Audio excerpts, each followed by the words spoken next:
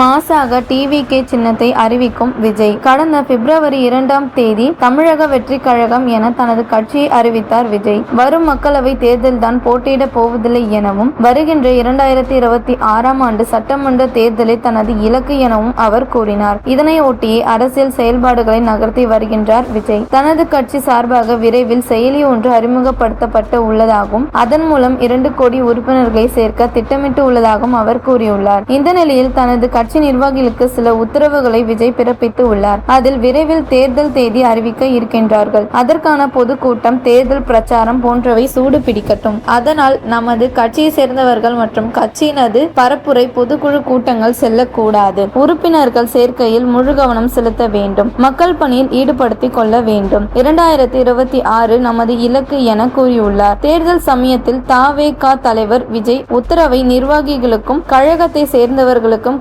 கட்டாயம் கடைபிடிக்க வேண்டும் எனவும் அறிவுறுத்தப்பட்டுள்ளது. கட்சியின் சின்னம் பற்றி தலைவர் விஜய் அகில இந்திய விஜய் மக்கள் இயக்கத்தின் பொதுச் செயலாளர் புசி ஆனந்த் மற்றும் நிர்வாகிகளுடன் தீவிரமாக ஆலோசனை நடத்தி வருகின்றார். கட்சி சின்னம் பெண்களை கவரும் வகையில் இருக்க வேண்டும் என்ற நோக்கத்தில் தீவிரமாக ஆலோசனை செய்து சின்னம் தேர்வு செய்யப்பட உள்ளது. ஏற்கனவே தேர்தல் கமிஷனுக்கு 5 சின்னம் கொடுக்கப்பட்டு இருப்பது குறிப்பிடத்தக்கது. இந்த நிலையில் அடுத்த பெண்களை கவரும் வகையில் கட்சி சின்னம் தேர்வு செய்யப்பட்டு தேர்தல் கமிஷனுக்கு விரைவில் அனுப்பப்பட உள்ளதாக தகவல் வெளியாகி உள்ளது.